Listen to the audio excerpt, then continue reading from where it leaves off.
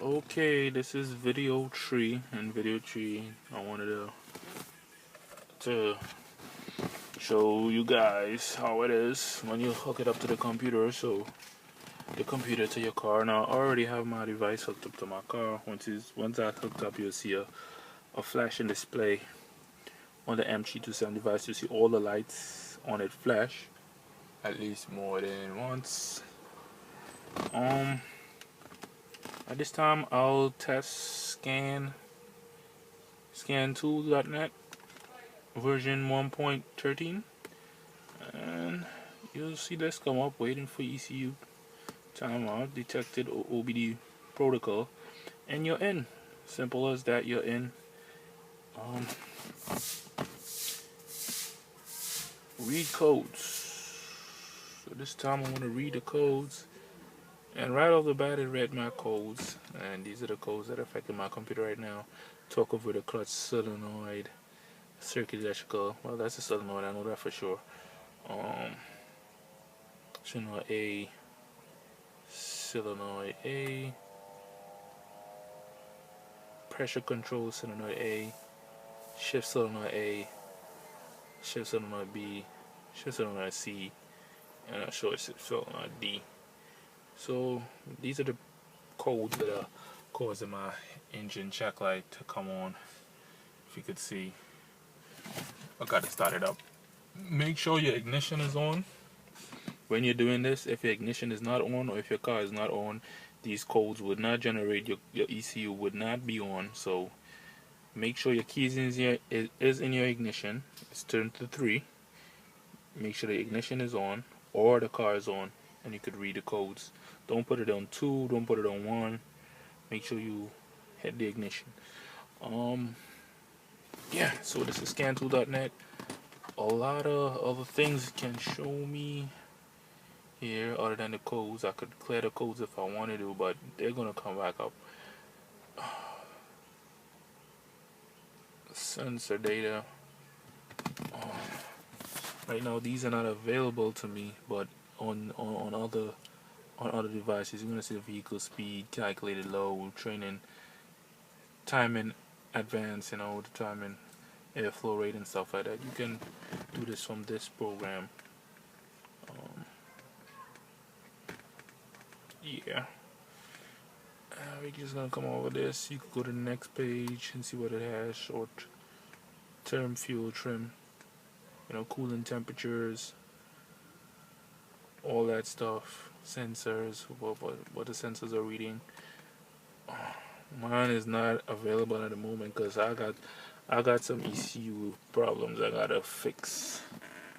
It's not the original engine that's in the car, so I got it to the point where it could wire up to the harness, the ECU. So okay, so on your device you'll be able to see everything. Once your car starts up, you could read the RPM, the loads, the trims, and all those kind of stuff. The codes, all that. So that one is scan2.net. I'm gonna exit. Yes. What we're gonna do? We're going on ScanMaster now. And this is a preferred by me because it shows me a lot of gives me a Ferrari 5. I'm so clumsy. It gives me a wide range. I can't say Ferrari. It's 12. So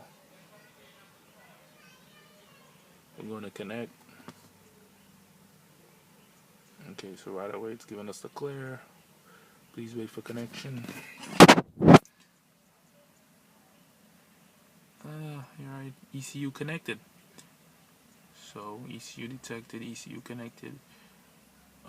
Protocol automatic. It's saying my car battery is now at 11.5 volts.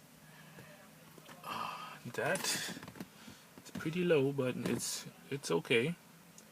Car could start with 11.5 volts. Doesn't have to be 12 all the time. So it says misfire supported, fuel system supported, all my stuff is supported.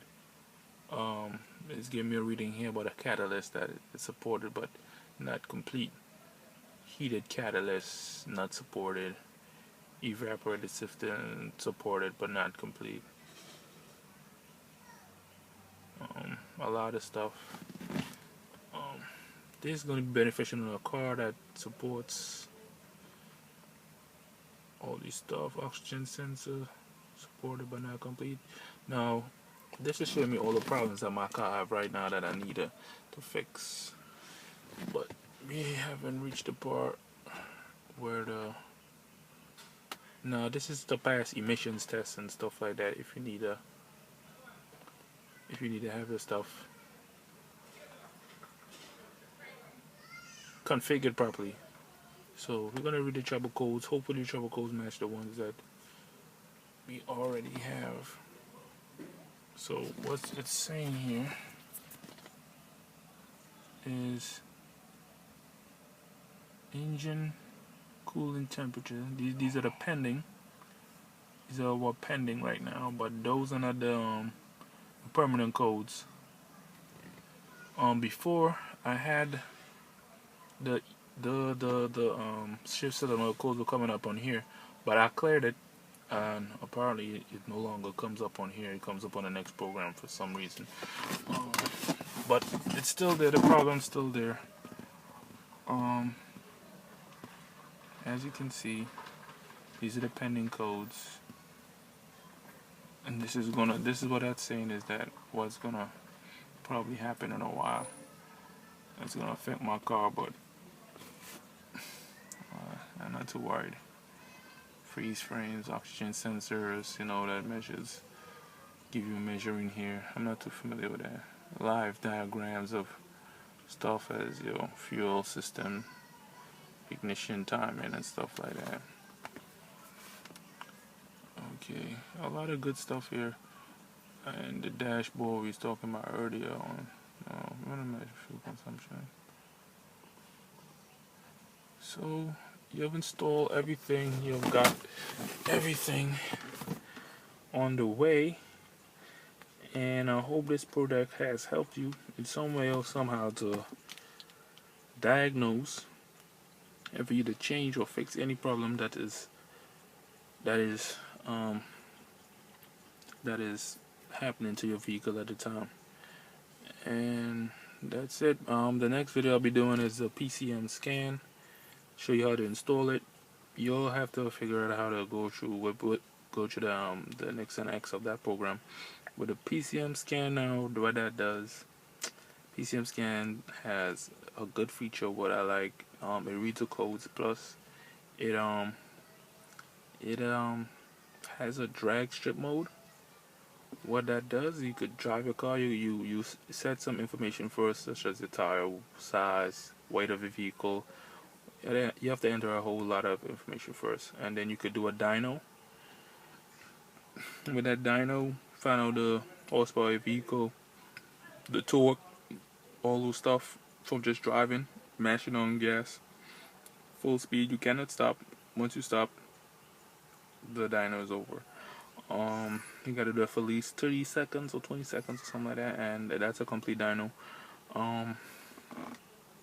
The next thing it does like a 30-second, so a quarter-mile drag.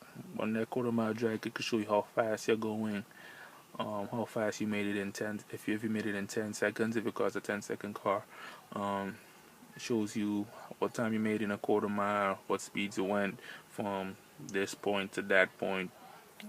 It shows you a lot of good things. I really recommend this for street people,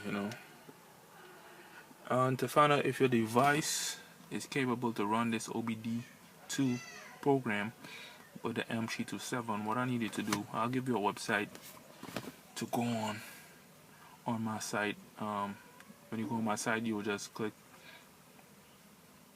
on Trini Cars OBD, and you Trini engine check, and you will I will place a website that will check to see if your car is compatible with this device.